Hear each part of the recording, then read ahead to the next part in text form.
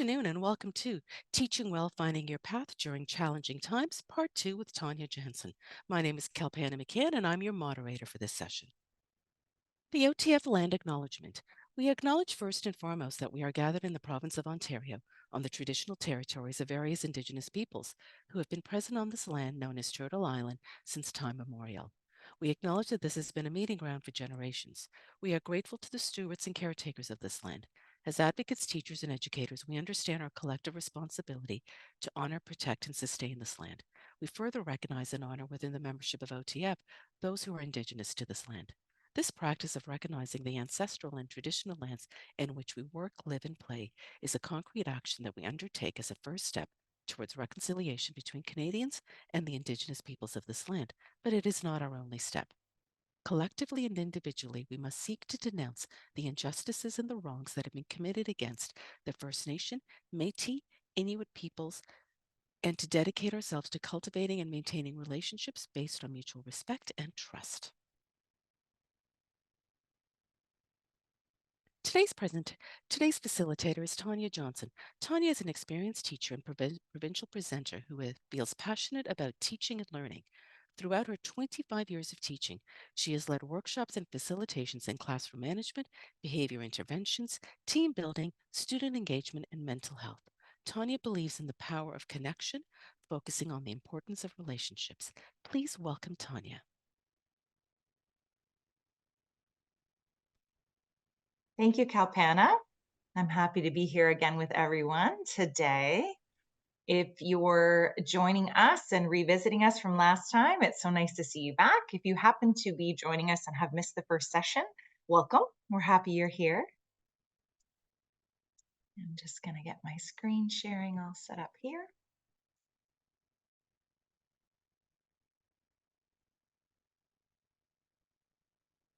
All right, so as Kalpana mentioned, welcome to Teaching Well, Finding Your Path During Challenging Times, Part 2. All right, so last session, it was wonderful to hear in the chat where everybody was joining us from across our beautiful province. It would be great to continue to get to know each other a little bit here. So I have a few questions for you to start us off this evening. Firstly, I invite you to add into the chat where you received your teaching qualifications. Could be the university you attended if you were here in Ontario. It could be another country if you went abroad. I'll add to the chat as well.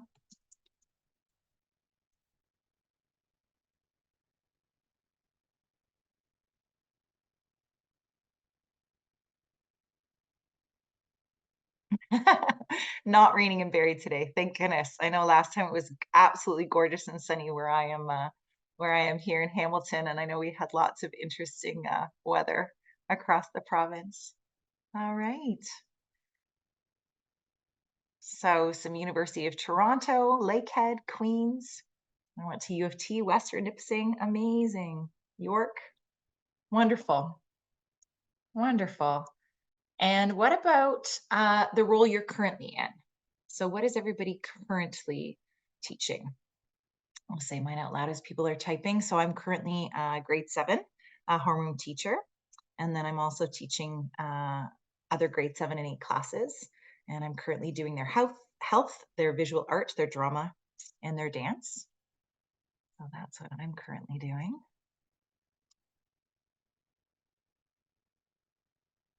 Fantastic. Okay, lots of intermediate and junior teachers as well. Fantastic. It's nice to kind of know the different jobs everybody's in right now and roles everyone's in right now. Fantastic. Okay, wonderful. Thank you for sharing, everybody. It's definitely nice when we're working together here online to feel connected to one another. Okay, so let's end with this final question for introduction here. What is your favorite thing about teaching? Your favorite thing about teaching?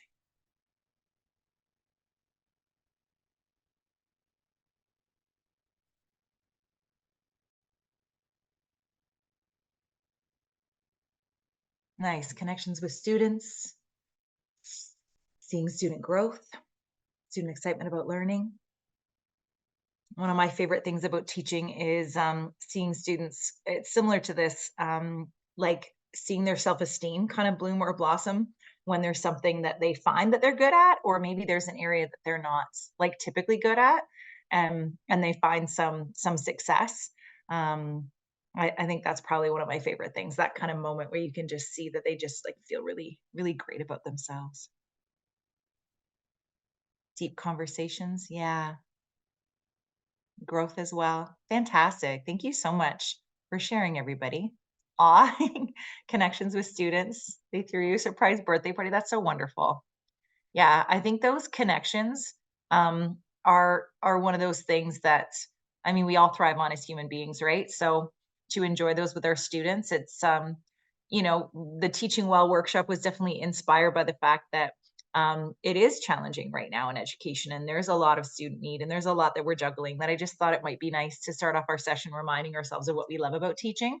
It's definitely something that helps me along the way. So thank you for sharing, everybody. I appreciate that. Okay, so last session, I'm just reminding you here of the goals we had for our webinar. So last time we talked about recognizing the impact of stress, and I shared this video called Stress Bucket. And when I was planning and refining tonight's session, I kind of looked at highlighting some of the key moments, and I realized that it's a short video, and if I highlighted the key moments, it would take me the same amount of time to share it with you.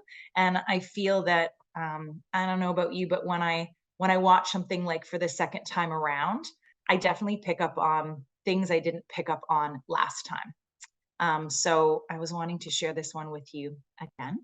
Sorry, let me get the right view here and have a look at it, because I think that often something new resonates with us when we revisit something, and a lot of people had feedback that they found the video quite powerful. So I'm going to ask you to take a look, and I've reflected on what sort of is sticking with me today. There may be something that resonated with you last time that you might have a reflection on how that's impacted you over the last 3 weeks, or it might be something new that you pick up on this time through.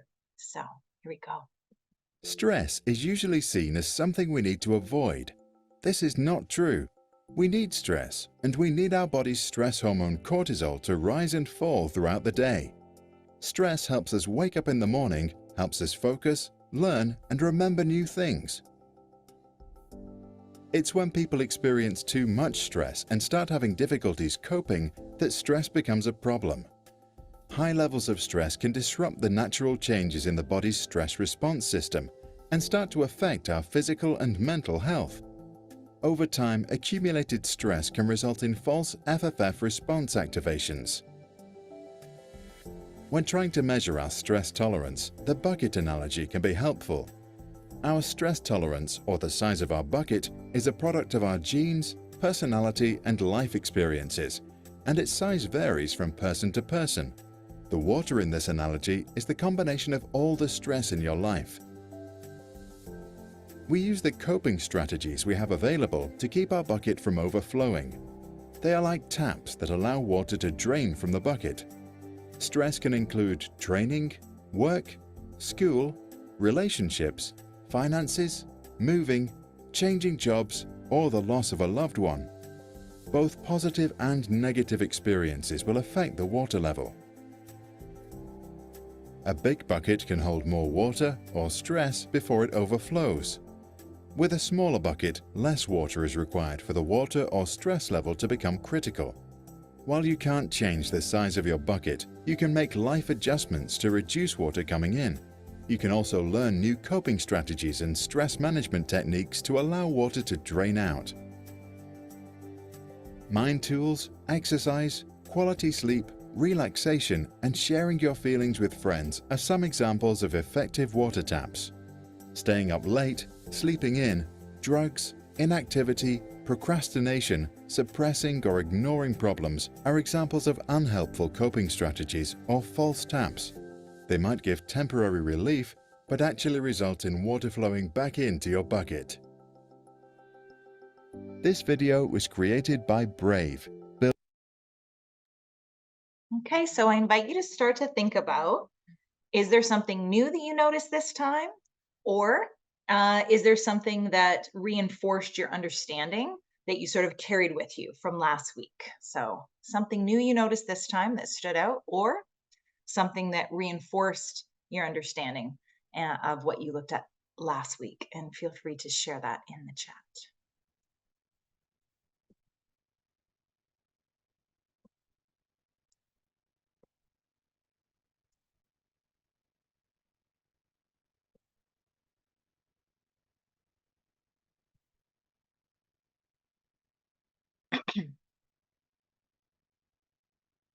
All right, false taps. Yes, that was something. False taps. A couple of people. That's one that I was definitely thinking of as well and wanted to speak to.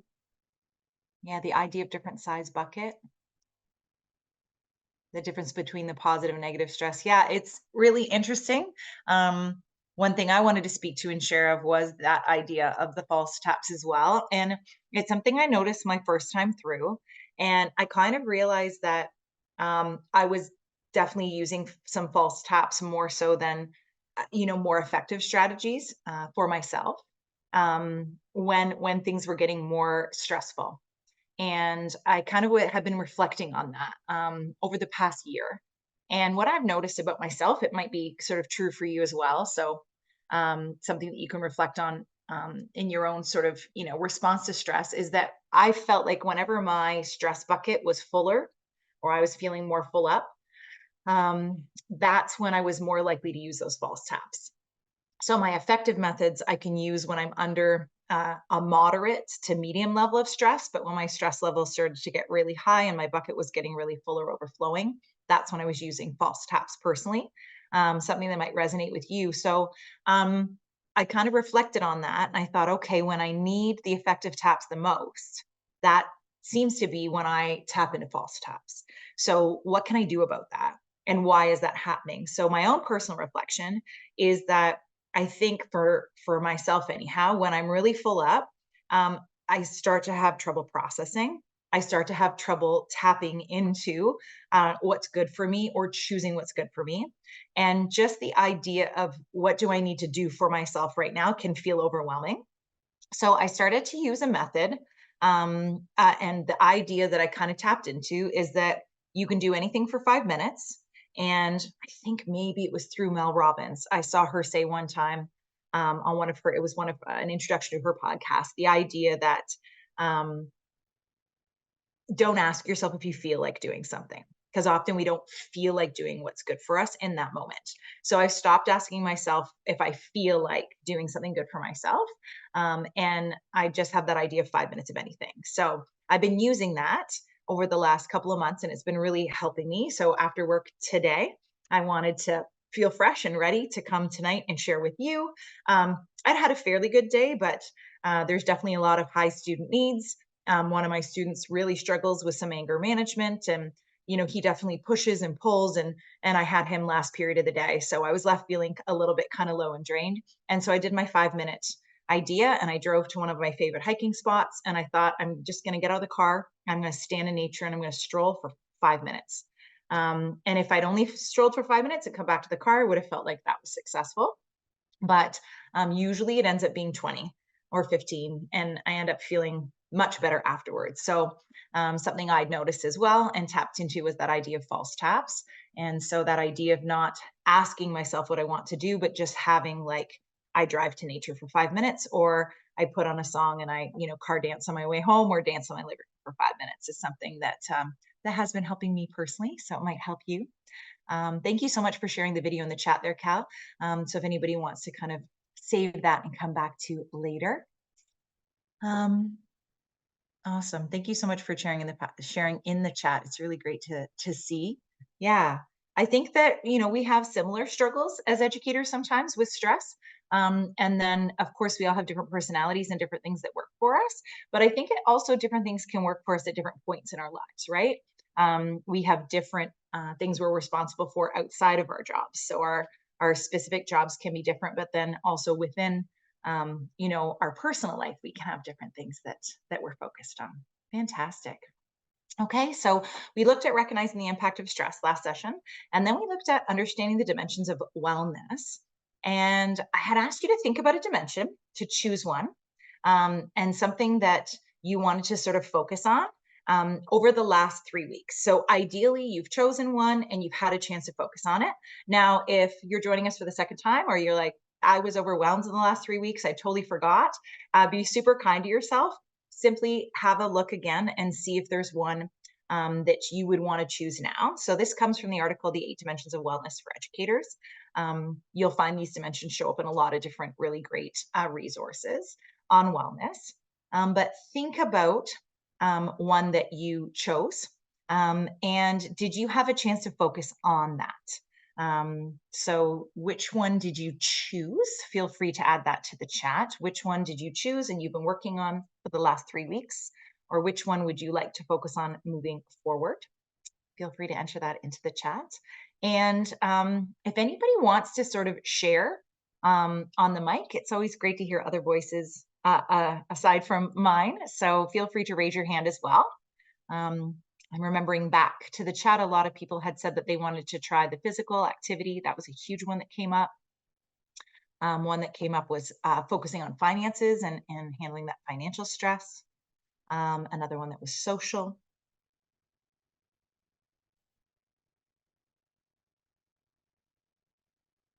Allison, go ahead.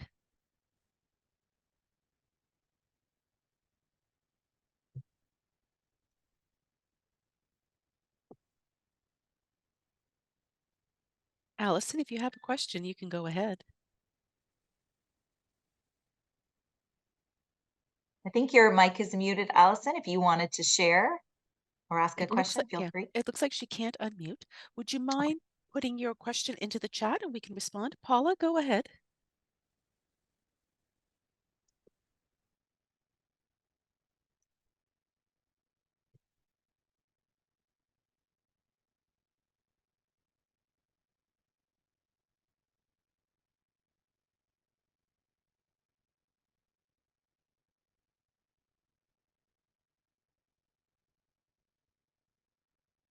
Paula says she's having trouble unmuting as well. Hmm. Let's figure this out. Okay, well, Kalpana works on that. I'm going to take a look at what some of you are sharing in the chat here. Okay, so focusing on occupational, physical, financial. Okay, good stuff. Well, Paula's working on the unmute, or sorry, well, Kalpana's working on the unmute there as well.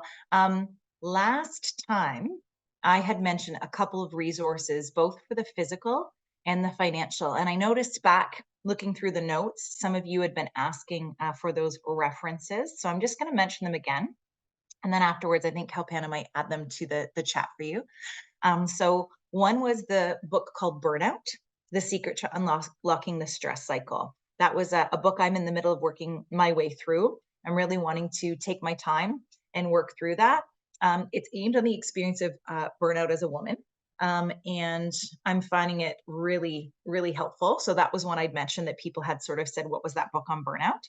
And then also some people had asked about the financial app I'd mentioned. Again, these are just things I've used myself as a source that have worked well for me. YNAB is the name of the app, and Kalpana will add that to the chat later, standing for You Need a Budget. It does have an annual fee, but you can try it for a month for free to see if it works for you. The reason why I loved that one so much is it's not just a budgeting app. It has tons of videos. It has tons of different strategies for teaching about money. Believe it or not, I find it fun checking and I wouldn't say I find kind of going through my budgeting, my spending over something that I found fun, but the way they set it up was a lot of humor, and I found it really informational and helpful. So those are some resources that I had mentioned last time that would help in the areas of physical and financial stress. So a couple of suggestions there.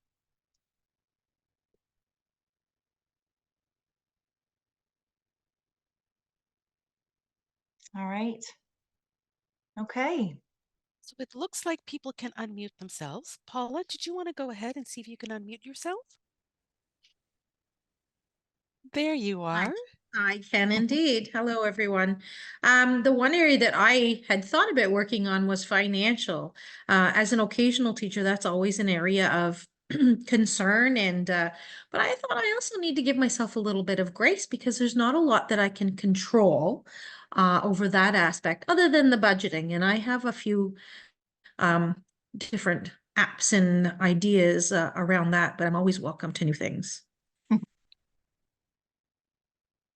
Thank you, Paula.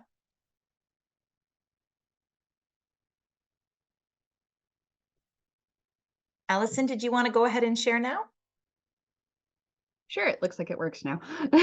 So I put briefly in the chat. I don't really know what, I guess, like intentional rest would be classified as. I guess the closest thing for me would mark that as like, I guess, spiritual wellness, just to, that's what I wound up unintentionally focusing on for the last couple of weeks. I burned myself out a little bit intellectually with term papers and everything at the end of my semester. I want to work more on physical, but I'm kind of restricted by some personal health issues. And I also, I would love to say financial, but I'm just not good with those things. I think the biggest thing for me is just going to be finding like balance. So I guess, what's the word for that? Like making a schedule for myself, finding a routine. That's been something I've been really struggling with. As Paula said, like, it's really tricky as an OT to come up with a routine that works, that you can use when you're not in a school. So my plan right now is to pick like the most common start time and end time in my board and make my day look like that sort of schedule. So I'll take breaks when the students would take breaks normally. I'll use planning time to like plan my day out, etc. So that at least when I do have days where I'm subbing, then I'm not out of routine. So that's more of what I've been focusing on, because that I really struggle with routines and things like that. Thank you for sharing. It's great. It's so nice having the opportunity to hear other voices as well. So I really appreciate you both sharing. I have noticed here that Kalpana has added both the book and that app to the chat. Thank you so much. One thing I do notice as educators that we tend to do to ourselves is that, there's things that we want to work on. And I think that, we're already doing a lot of things well. And I've learned to pick one thing at a time to kind of focus on, like make one change at a time. So yeah, which one would have the most impact for you, and focus on that, because we can get really hard on ourselves and be like, I could work on this and this and this. And that can kind of feel overwhelming. So I've learned to pick one thing and kind of focus on that one thing, and kind of ask myself, like, which one would have kind of the greatest impact. Wonderful. All right. So with the dimensions of wellness, because emotional and physical had come up quite a bit for several people, this is something that I have learned makes a huge impact. I think the video says it really well, so I'm going to let it speak for itself. So this is how exercise affects your body and mind. So it taps into definitely both the emotional and the physical. And then that can help us, of course, teach well in terms of our daily practice and feeling kind of prepared. But then it also helps us teach well from our own personal wellness perspective.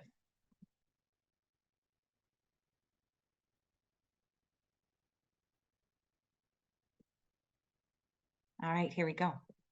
People with depression often feel constantly tired and exhausted. Even though they used to be very active, many stop exercising altogether when experiencing depression. It is important to remember that inactivity feeds your tiredness, and together they start a spiral that is hard to break. During longer periods of inactivity, your body craves more and more rest, but what it really needs is to get moving. The high stress levels caused by depression and anxiety wears and tears on your brain and body, and exercise helps to reverse a lot of these effects. For example, the stress hormone cortisol automatically drops as a result of exercise, providing the necessary stress relief to activate your immune system and recover from the effects of depression-fueled stress. Humans used to be foragers that walked for miles to collect food. Today, people demand more from their minds but less from their bodies, which creates an unhealthy imbalance. Exercise restores this balance by allowing our minds to rest and our bodies to release tension, creating an almost endless range of positive side effects, including improved mood, concentration, and learning. Exercise leads to increased availability of the same serotonin, dopamine, and norepinephrine neurotransmitters used in medication prescribed to battle depression, anxiety, and attention deficit disorders such as ADHD. But in contrast to many of these medications, exercise only has positive side effects. Actually, exercise is repeatedly found to be as effective as antidepressants to battle mild to moderate depression. In follow-up studies, the long-term effects of exercise exceeded those of antidepressants, and a study by the University of Wisconsin even showed exercise alone to be as effective as psychotherapy.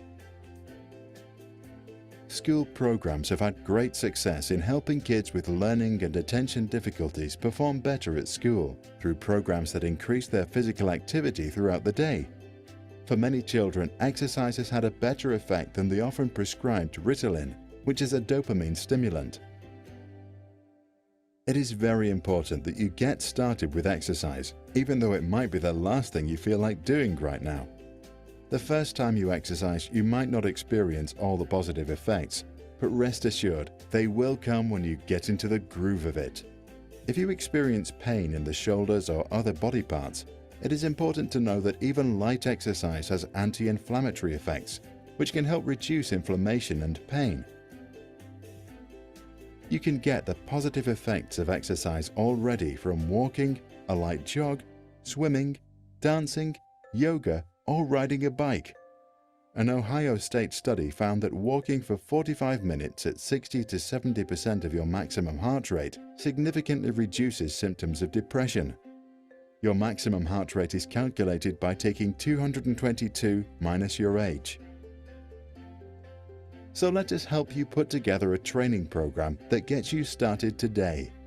Because it is important to start at a low pace and increase at a comfortable level, we have prepared a list of well-suited activities and exercise ideas for you.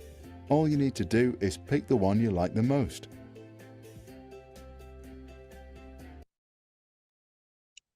Okay.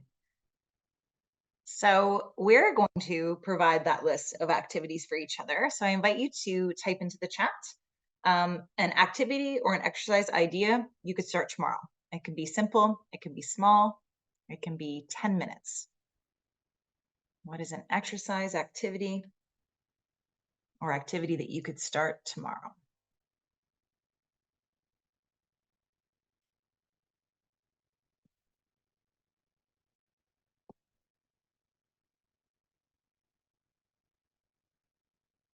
So let's get as many ideas as we can in the chat here. And then we can sort of look at each other's and sort of see, is the one that we suggested one that we want to do, or is there something else that somebody else mentioned?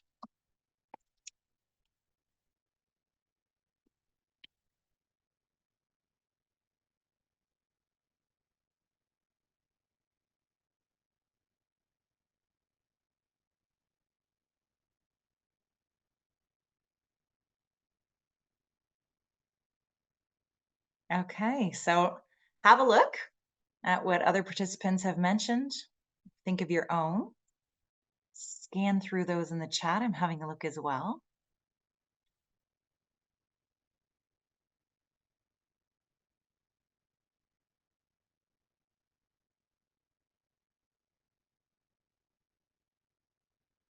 Wonderful. So many great ideas. All right, so choose one. It can be the one you suggested, or it can be one that somebody else suggested that you thought of.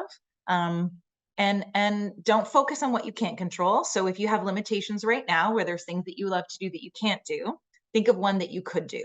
So for example, I'm noticing yoga in here.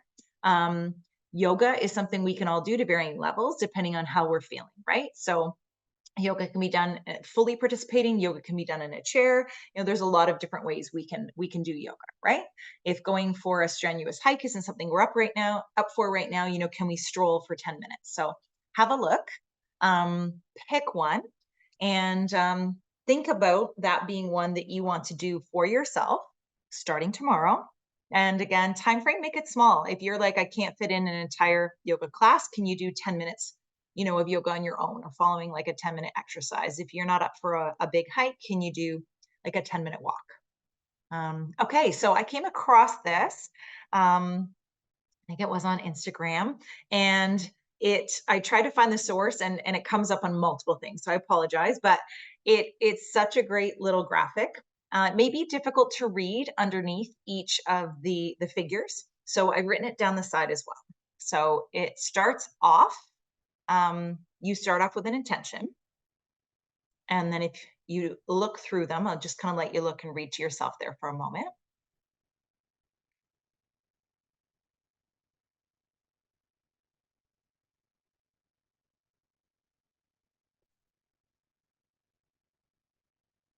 So I found this graphic really inspiring and really validating, because a lot of times I think we have intentions, we take action, and then life gets in the way, and maybe our intention drops off and our action drops off, and then we kind of don't feel great about ourselves, and we don't have the benefit of what we chose to do for ourselves.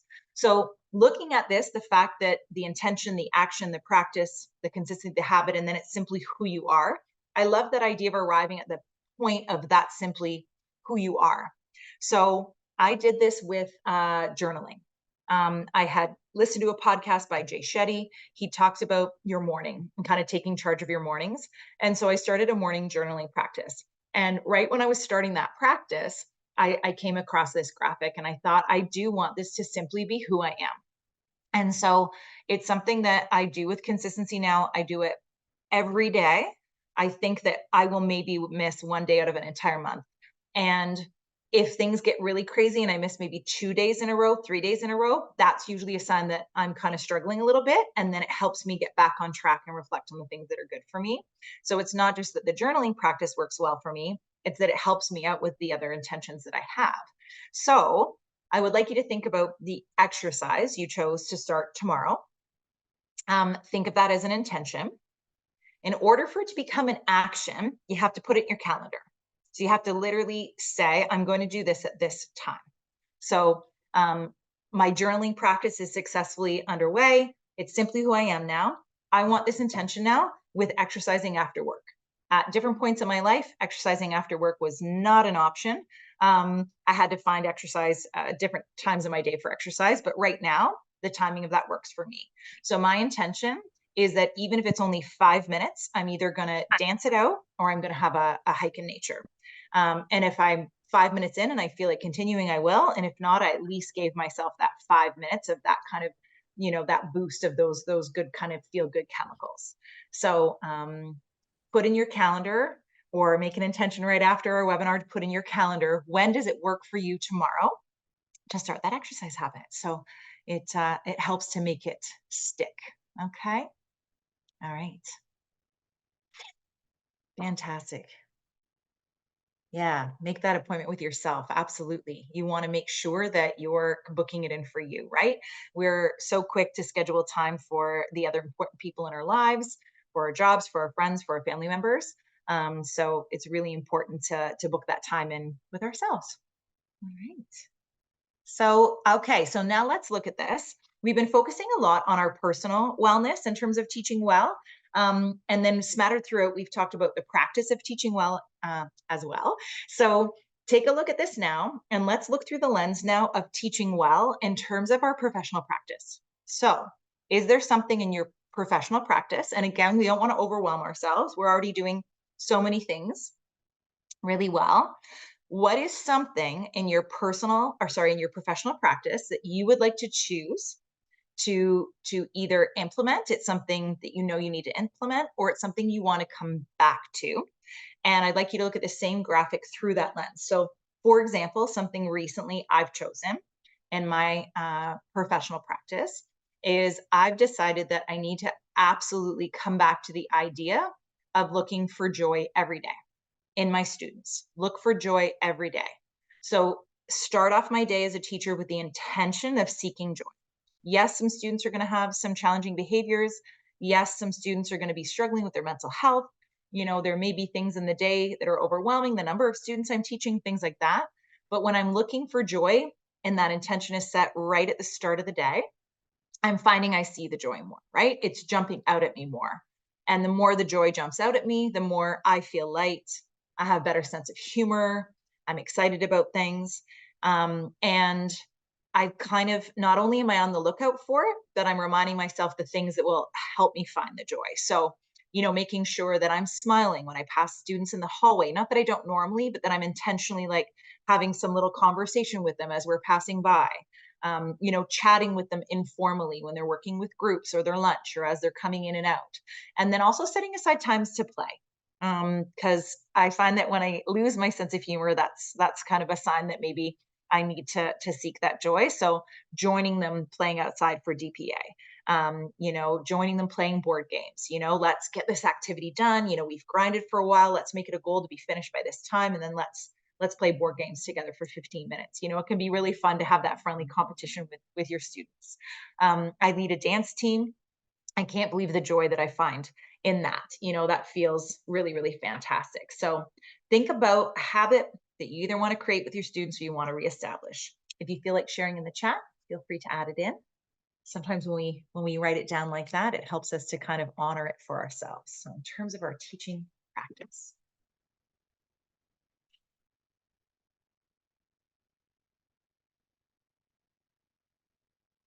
Fantastic. Thank you for sharing. Yeah, developing routines.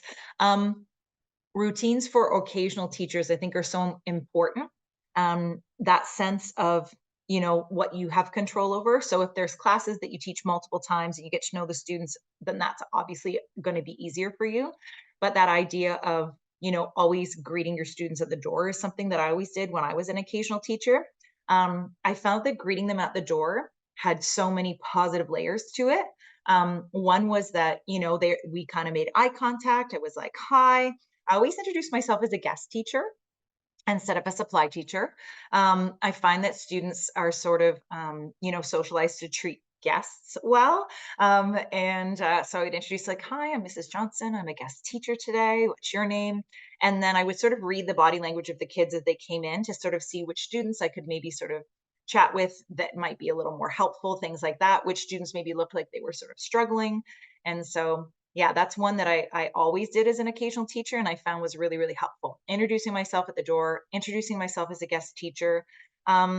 Another layer that it had that I found was positive is there are certain kids that do struggle with change. They do have a high anxiety with change or they struggle with their behavior. So as soon as they see that it's not their typical teacher, there's like a bit of a panic or a stress. And so it gave those students an opportunity to be like, who are you? Why are you here? Where's my teacher? And me to kind of have that exchange and be like, you know what? Your teacher's probably got some training or an appointment, or maybe they're not feeling well. My name's Mrs. Johnson. Who are you? What's your name? You know what I mean? If there's anything you need, make sure you let me know. So that simple act of greeting them at the door was something that I found was really impactful. Okay. So we're talking about some new strategies and things that we want to try for ourselves personally. A new strategy, one, exercise, let's say. We're looking at something new or something that we want to remind ourselves of professionally. And I thought it was really important to kind of stop and also talk about what we can subtract from our workload. I think it's really important in professional development that we don't allow ourselves to become overwhelmed and feel like that we're constantly just adding things to our plate. That can be really, really challenging to feel like we're always adding things in or on to our plate because then, we kind of run out of room. So I'm going to give you a chance to just look at this slide for a moment. It's from Edutopia. What can teachers subtract from their workload? So have a look. There's some 3 suggestions, and then we'll share in a moment.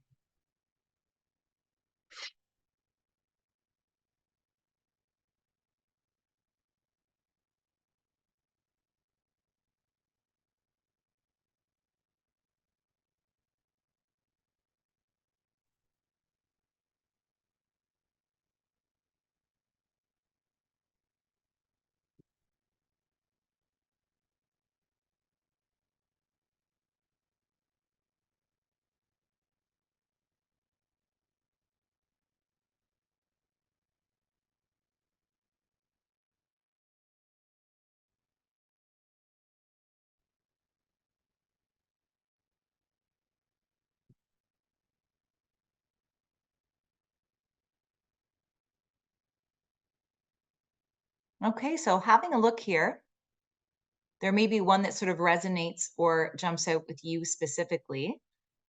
But I loved this idea of looking at, how we can subtract from our workload. So the idea of to subtract ad space. This is one that took me a while to learn. I'm not going to lie, as a teacher, as a parent, but the more I do this in my life, the more beneficial I find it. So that idea of that subtracting is adding the negative, right? So 12 minus 6 is the same as 12 plus negative 6, right? And that if we add space to our day by booking in time for ourselves, right? That appointment with ourselves, it really can make such a big difference because we come back more refreshed and we're far more productive. So that's something that I found is really working for me personally. So think about how you might be able to do that for yourself, or it might be something that you're already really good at. Today, to add space for myself, I felt like I needed to get out of the building on break, and I drove to get a cup of tea, and I blasted Freedom by George Michael, and it felt great, and it was just for me, and I sung along in the car poorly, and I went and I grabbed myself a tea, and so that felt really great. And then when I came back in the school, I kind of didn't want to sort of sit. I thought, what do I want to do? And I popped into the gym. A colleague of mine was leading a flag football practice. And I thought, you know what? I would love to join him and the grade 7 and 8 girls. And I helped demonstrate a little, and I went around and kind of, gave them encouragement. And that was a way to look for joy in my day as well with my students. So that subtracting to add space really worked for me. And then I was able to weave through some joy. So the next one is think quality over quantity. I will never forget being in an assessment workshop years and years and years ago, and uh, being in that workshop and kind of realizing and giving myself permission as a younger teacher to really focus on the quality, not the quantity, and that I was overwhelming myself with the quantity of things that I was marking, and that it was such a gift to kind of realize that you didn't have to overwhelm yourself that way. My very first year of teaching, I had my students journal every morning, and I would put up something. I hated journaling as a kid, so I wanted it to be something like that they could really kind of sink their teeth into. If it was just sort of open-ended, I was always stressed about like, what does the teacher actually want me to write about? And so I would put more like kind of fun sentence starters on the board, and they would write to me every morning, and I would write back to them a little sentence or two every night. And then my mentor teacher rescued me and was like, you don't need to do that every day. Ask them at the end of the week to kind of star their favorite, and that's the one you read. And that's the one you write a little something back to. Because I did want to do that writing back and forth with them. I thought it was good modeling, but also some of my students weren't extroverts. And I learned so much about them from their writing that I wanted to write back a little something too. So I did love the practice, but it was a mentor teacher that saved me from feeling like I had to write back to each student every day. So that was definitely a quality over quantity. Whoops. Sorry, guys, I've jumped through that there. All right. And then lastly, delegation, right? As a form of strategic subtraction. Sorry, strategic subtraction. I should use that as a tongue twister in drama class. Having teachers delegate the thinking, learning to the students. I love when I remember to do this. It's so empowering to have them be a part of things. The example that the article gives is the idea of, if there's a math quiz, kind of glancing through the quiz, how did the students do? But then posting the answers around the room and having the students go around with their own quiz in a different color and making their own corrections.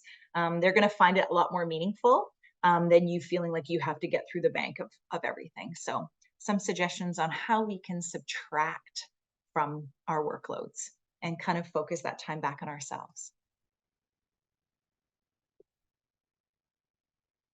All right, so the implementing tools and strategies and ideas, number 4, we've been doing throughout both sessions. We're going to end and wrap things up this session looking at the relationship between wellness and self-efficacy. So I'm going to let you read this quote.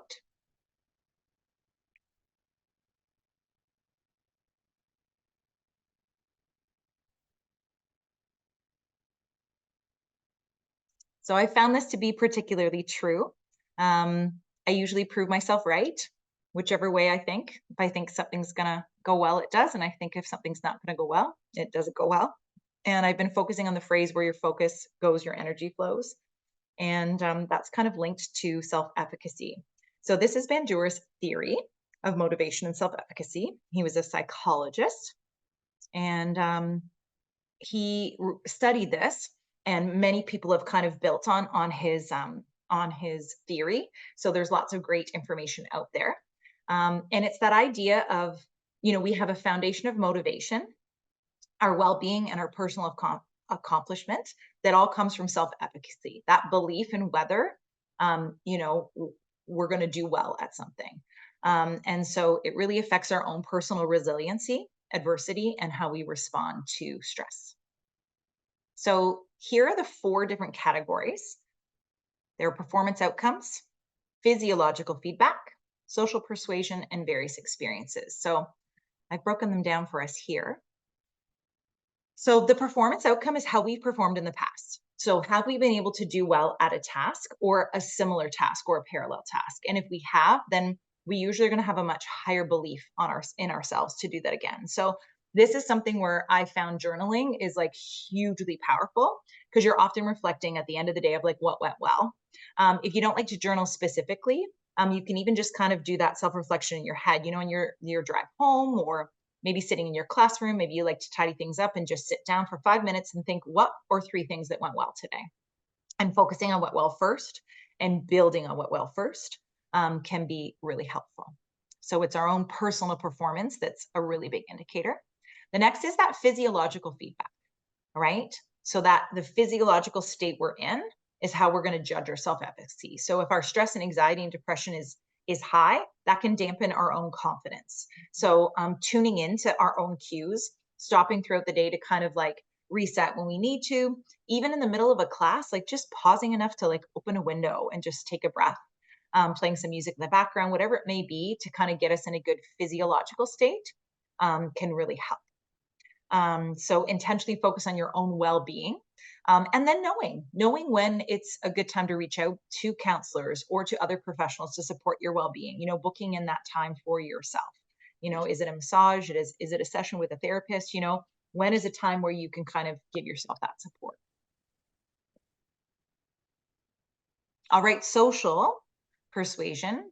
So this is influential people in our lives that can kind of strengthen our belief in whether we will succeed. So this can be somebody we know. It can be a mentor. I mentioned my mentor in my first year of teaching. It can be a colleague in the building. It can be somebody, a Facebook group you belong to, with, other French teachers, whatever it is, or it can be somebody that you listen to. So I love the Mel Robbins podcast. I love Jay Shetty. I follow them both. On Instagram, sometimes it's a quick quote that's coming up. Other times I'm listening to a session, and just getting that positive messaging is something that can kind of boost in terms of social persuasion. And then lastly, it's vicarious experiences. So observing other people around us, right? Especially people we consider as role models, and seeing them succeed, that can help sustain our effort and kind of raises our belief in ourselves. So again, this can come from colleagues and people that we respect. It can come from people that we follow online, books that we read, things like that. But another way to do this vicariously is also visualization. So you can visualize yourself succeeding at something, even if you haven't sort of done it before. There's been lots of studies on athletes, and when they picture going through their event, the same muscles fire as if they were actually doing it. So seeing ourselves succeeding at something ahead of time can kind of make that pathway ahead of time for ourselves. So those are 4 different areas that we can improve our own self-efficacy. So I would like to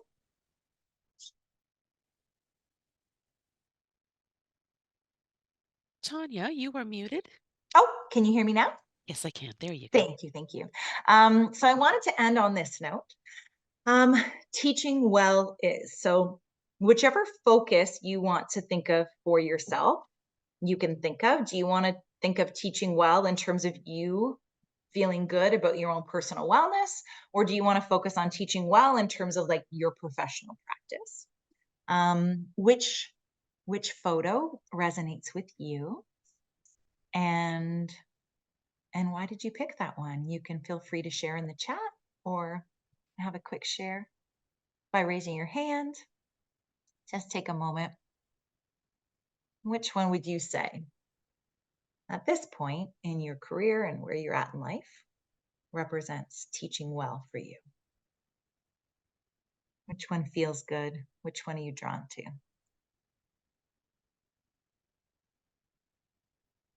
Go ahead, Allison.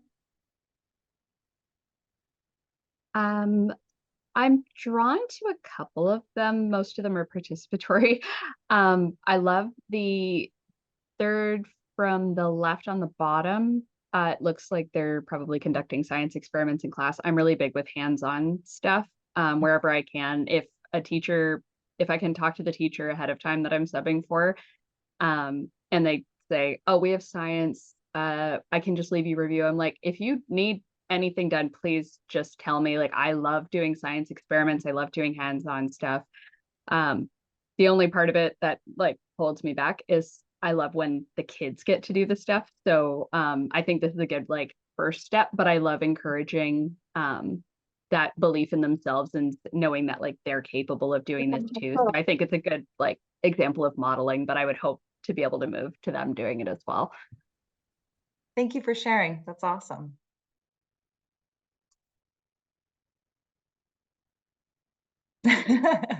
I love that. Second from the left, I want to be this relaxed while planning and marking.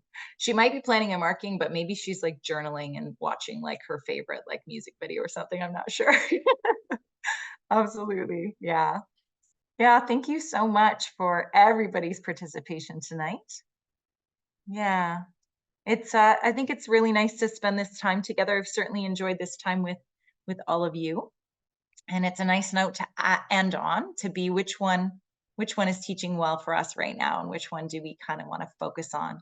And sometimes it feels best to focus on teaching well in terms of our practice, and sometimes it's best to focus on teaching well in terms of ourselves, right? What do we need to feel good? And when we feel good, then we're going to be more productive, and we're going to be more kind of ready to face our day.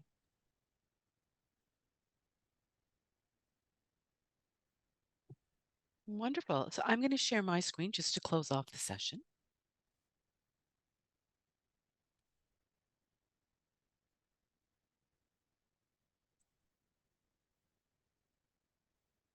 Perfect. So thank you so much for joining us for this OTF Connects webinar. This is our last session for the year. So in coming days, you will receive an email from OTF.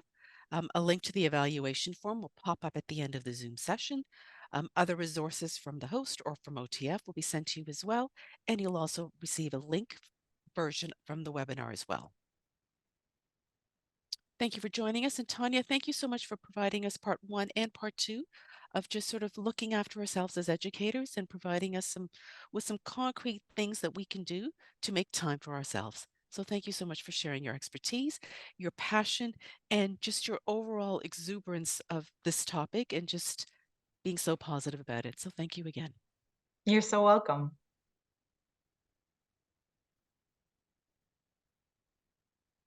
Take care, everyone. Have a lovely evening. Take care, everyone.